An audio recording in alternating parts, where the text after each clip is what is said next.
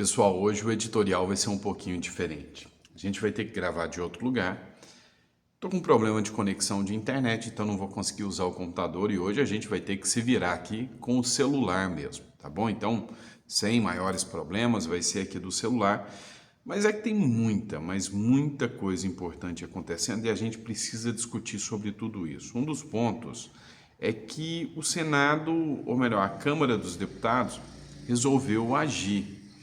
E a ação da Câmara dos Deputados é direta contra o Supremo Tribunal Federal através das decisões que estão acontecendo lá na CCJ. Já imaginou se a Câmara dos Deputados puder votar, por exemplo, a liberdade dos presos do 8 de janeiro, ou puder votar a liberação das redes sociais que o ministro Alexandre de Moraes derrubou, ou o próprio Congresso Nacional pudesse ter derrubado o inquérito do fim do mundo que foi aberto pelo Alexandre de Moraes?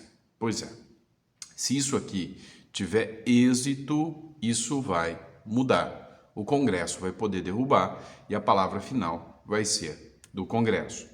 Bora começar de matéria? Então não esquece de se inscrever, curtir e compartilhar. Manda para o maior número de pessoas aí que isso ajuda e ajuda bastante. E assim que restabelecer a internet aqui, a gente volta à normalidade, trazendo o conteúdo de volta, com o computador, com tudo certinho para vocês. Fechou? Vamos lá, a gente precisa entender. O Von Serran, ele fez uma publicação que a gente precisa discutir. E eu vou separando as matérias aqui. Ele fez essa publicação aqui, deixa eu ver se dá para vocês verem. Acho que não dá para ver, eu vou só lendo aqui para vocês. Ele escreveu o seguinte: hoje, deixamos as especulações pela Prefeitura de São Paulo de lado. Olhamos para a CCJ e as propostas que a deputada Caroline de Toni vai pautar. Estamos em uma parte importante da história e precisamos focar no que é importante nesse momento. Se as PECs e as propostas passarem, podemos corrigir parte dos erros que pautaram a política brasileira nos últimos 5 anos. Hoje esquecemos São Paulo por um momento. A agenda de hoje é pelo país inteiro. Os olhos devem estar voltados, sem sombra de dúvida, hoje para a Câmara dos Deputados, em especial para a CCJ do Senado. Sem sombra de dúvidas, hoje uma das coisas mais importantes que vai acontecer. Matéria da CNN, acho que não vai dar para vocês verem aqui. Matéria da CNN, tá? CCJ da Câmara analisa propostas que limitam poderes do Supremo Tribunal Federal. O colegiado terá reunião voltada para apreciação de projetos que miram ministros da Corte e afetam decisões do Supremo Tribunal Federal. A Comissão de Constituição e Justiça da Câmara analisa hoje um pacote com 4 propostas que limitam poderes do Supremo Tribunal Federal. São 4, tá? A pauta foi definida na semana passada pela presidente do colegiado, a deputada Caroline de Toni, que decidiu pautar os textos em meio à negociação do STF com o Congresso sobre emendas parlamentares. Então, olha só, por que isso está acontecendo? Está aqui falando que foi uma negociação, não foi. Foi autorização do Lira. O Lira foi pressionado. Tiraram as emendas PIX do Lira, e dos deputados. Marcaram uma reunião às pressas, não sei se você lembra disso. Nessa reunião que aconteceu às pressas, teve até ameaça de prisão. O Flávio Dino disse que se os deputados pressionassem o pagamento das emendas PIX daquela forma, ia sair até gente presa ali. Então, por livre e espontânea pressão, eles cederam, voltou as emendas PIX, mas de forma diferenciada. O Lira ficou bravo com isso, porque os apoiados pelo Lula tá com o jardim cheio de grama, Ou seja, o Lula liberou dinheiro pra caramba para eles, liberou muita grana, e a turma do Lira, do Centrão, ficou a ver navios. Então, como retaliação, o Lira autorizou esses 2 processos. Na verdade, são 4, mas 2 são mais importantes. Um deles susta as decisões monocráticas. É muito comum qualquer partideco, como, por exemplo, um partido pequeno, que tem poucos deputados, entrar no STF pedindo para retirar pautas do STF, do Congresso Nacional que vão ser votadas, ou entrar contra, por exemplo, as escolas cívico-militares do Tarcísio de Freitas. E quando isso acontece, o STF vem, um único juiz dá a decisão e aquilo ali fica parado por anos. É uma decisão de um ministro só, mas ela vale como se fosse todo o STF. Então, uma das coisas é tirar as decisões monocráticas. A outra é que quando o STF tomar uma decisão, como por exemplo a abertura de um inquérito, o Congresso pode derrubar. Quando o ministro Alexandre de Moraes dá uma decisão, como por exemplo a prisão dos presos do 8 de janeiro, ou a prisão do Chiquinho Brazão, ou qualquer tipo de coisa, seja pelo bom ou pelo mal, porque algumas coisas são acertadas do STF, como a prisão do Chiquinho Brazão. Se houver um corporativismo muito grande, eles podem sustar. Tem muita gente que critica isso. Eu não critico, pelo contrário.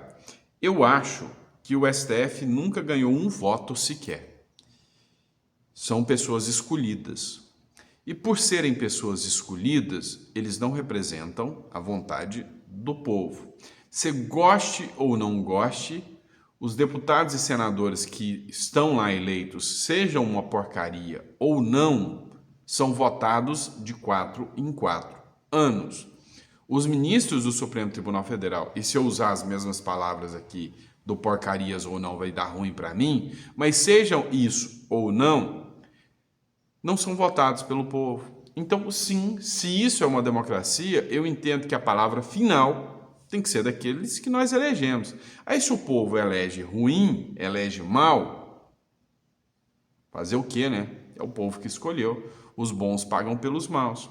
E aí, outro ponto interessante, matéria da Carta Capital, jornal de extrema esquerda aqui, tá? Relator da CCJ apresenta parecer favorável à PEC que pode sustar as decisões do STF. Luiz Felipe de Orleans e Bragança, tá? O Luiz Felipe de Orleans e Bragança, que é o relator. O Lira tá com tanto ódio, mas tanto ódio, que ele autorizou que a Caroline de Toni colocasse todos os relatores bolsonaristas. O que limita os poderes monocráticos é o Felipe Barros.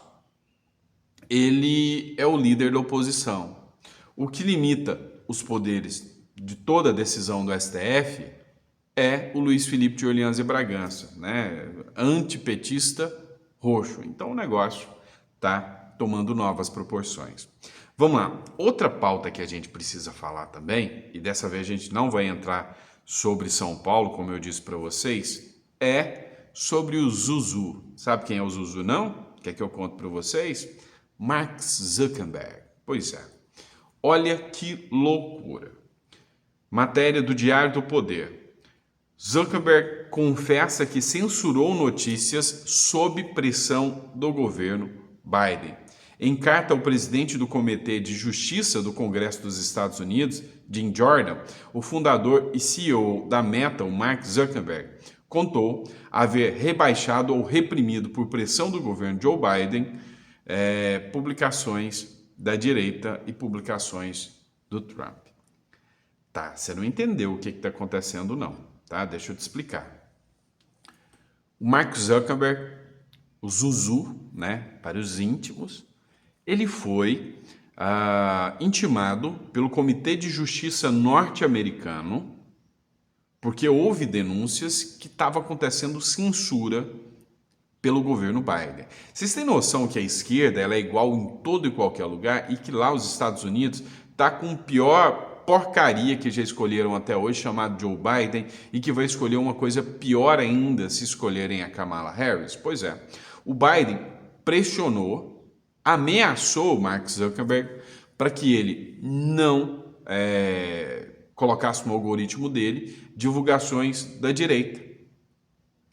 Quando foi pressionado pelo Comitê de Justiça norte-americano do Congresso, o mesmo que está pressionando o Brasil aqui por questão de liberdade, o Mark Zuckerberg ele falou o seguinte: olha, eu censurei mesmo. Eu fui obrigado, não é porque eu sou esquerdista, não. Eu fui obrigado, é porque eu fui ameaçado pelo governo norte-americano do Joe Biden. Eu fui ameaçado, então eu tive que censurar, eu não tinha outra alternativa. Tô achando que meu celular tá caindo aqui, pessoal. Vamos lá, deixa eu tentar colocar direito aqui. Ó, falou, eu não tive outra alternativa, tá? Então eu tive que censurar mesmo. O que é o lance? Tá todo mundo achando que isso é medo do Trump voltar. Isso é medo do Trump tá de volta. Gente, eu vou arrumar o celular que eu acho que esse nem tá caindo. Então, pessoal, dando continuidade ao vídeo, eu tive que editar aqui porque realmente o celular estava caindo. O que aconteceu é que tá com medo do Trump voltar. Em novembro agora tem eleições. Essas eleições serão marcantes, ninguém tem dúvidas disso. Vai ser uma pressão daquele tamanho. Não sei se você vai, mas eu, como brasileiro, vou acompanhar essa eleição como se fosse aqui dentro do Brasil. Afinal, o reflexo vai ser aqui dentro do Brasil também. Muita coisa aconteceu aqui no Brasil, muita pressão, a gente está reclamando da falta de liberdade, porque hoje os Estados Unidos têm um presidente fraco. Sim, você acha que não, mas os Estados Unidos dita muito ainda as regras aqui dentro do nosso país, você sabe disso. Se fosse o Trump, a pressão sobre essas agressões à liberdade de expressão já teria mudado de tom há muito tempo. Se há ameaças contra o Brasil de sanções econômicas, o Brasil já tinha mudado a postura. Aqui não é igual a Venezuela ainda do ponto de vista econômico, porque aqui tem setores econômicos diversificados e fortes e não dá para esses setores serem controlados pelo governo, né? Como o agronegócio, por exemplo, embora o governo Lula tente fazer isso. Então, assim, a cada momento que passa, a coisa fica mais tensa aqui no Brasil, mas há uma esperança de que com a volta do Donald J. Trump, não é o Pato Donald, tá? Só um detalhe, você sabia que hoje, se você pesquisar Joe lá no Google, a primeira coisa que aparece é uma lista de coisas boas que supostamente o Biden fez. Quando você pesquisa Donald Trump, a primeira pessoa que aparece é só o Pato Donald. Sinceramente, para você ver como é que é o jogo de censura. Vamos lá. E quando a gente fala em liberdade, em devido processo legal, em confiança nas instituições, vem sempre uma bombinha para cair na nossa mão, né? Olha só, a Hora Política liberou uma matéria sobre o homem, vocês estão vendo ele aí, pelo menos a matéria não deu para vocês verem, mas sobre quem é vocês viram. Laudo aponta adulteração em imagens do aeroporto de Roma que envolvem filho de Alexandre de Moraes. Um laudo técnico recente trouxe à tona indícios graves de adulteração nas imagens de segurança do aeroporto de Roma, que envolvem Alexandre Barsi, filho do ministro Alexandre de Moraes, e o empresário Roberto Mantovani. A análise detalhada, conduzida pelo professor Ricardo Molina de Figueiredo, revelou inconsistências que levantam dúvidas sobre a integridade do material apresentado no caso. A informação foi divulgada pela revista Oeste. Só para vocês terem noção do que aconteceu. Levou literalmente ano, né, para que a defesa do Mantovani pudesse ter acesso à imagem. Um ano.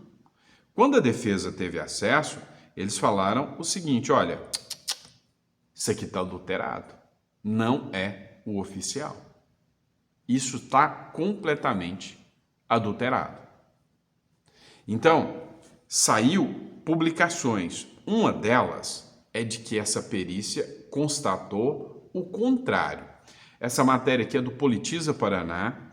O empresário Roberto Mantovani, sua esposa Renata Munarão e o genro Alex Zanata enviaram nesta segunda-feira ao Supremo Tribunal Federal suas considerações finais antes do julgamento, que decidirá se devem responder criminalmente pelas acusações de hostilidade contra o ministro Alexandre de Moraes no aeroporto de Roma em julho.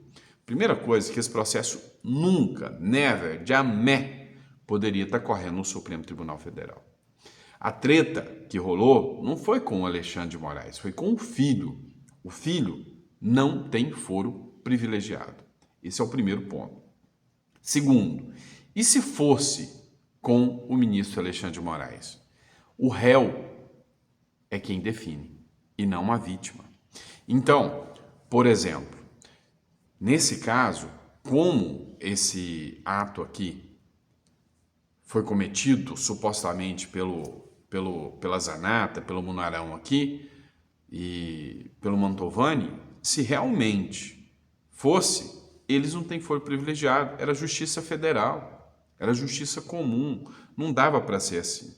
Só que o que acontece? A análise privada contradisse o que a Polícia Federal falou e, segundo, a defesa contratou esse perito e o perito disse que quem deu um tapa na nuca do Mantovani foi o filho do Alexandre de Moraes. Mas cá entre nós, né? O cara careca, aquela cabeça reluzente na frente, ele chegou e... né? Segundo o que disse o perito aqui. Pois é, deixa eu falar uma coisa para vocês. Se isso aqui for comprovado, pode parecer uma coisa pequena, mas vai escancarar uma fraude tão grande, mas tão grande, uma fraude processual, que sabe, uma coisa pequena dessa, né, se comparado aos absurdos, pequeno não, mas se comparado aos outros absurdos que acontecem. Uma coisa como essa, ó, o celular dobrando aqui de novo. Uma coisa como essa tem o poder, né, de, sem sombra de dúvidas, colocar em xeque toda a credibilidade do Supremo Tribunal Federal, nesse caso, por causa de uma perseguição pessoal. Então, escancara de que o devido processo legal não pode ser confiável de hipótese alguma. E aí entra um detalhe. O próprio, né, Mantovani, ele pode acessar as Cortes Interamericanas de Direitos Humanos pedindo a condenação do Supremo Tribunal Federal como um todo. Aqui não é o caso isolado, é um caso onde a pessoa vai demonstrar perseguição, onde num processo a vítima, suposta vítima, que é o Alexandre de Moraes, está dentro do tribunal que ele mesmo julga. Então, assim, cada dia que passa, o jogo está ficando mais interessante de assistir. Tá? Cada dia que passa, mais coisas podem surgir. E eu sou capaz de apostar, porque a Folha de São Paulo está com a batata assando. Ela está com medo de ser fechada, por causa dessas acusações que elas estão fazendo contra o Alexandre de Moraes. Ela vai tentar expor ao máximo de tudo. E nada me assustaria se amanhã ela começar a bater em cima dessa tecla aqui também. Também acho que isso vai acontecer. Então, assim, o clima em Brasília está literalmente tenso. E eu estou gostando de assistir. Vamos ver o que vai ter de novo. Vamos estar de olho hoje lá na CCJ. Fechou? Abraço, fica com Deus e até o próximo editorial.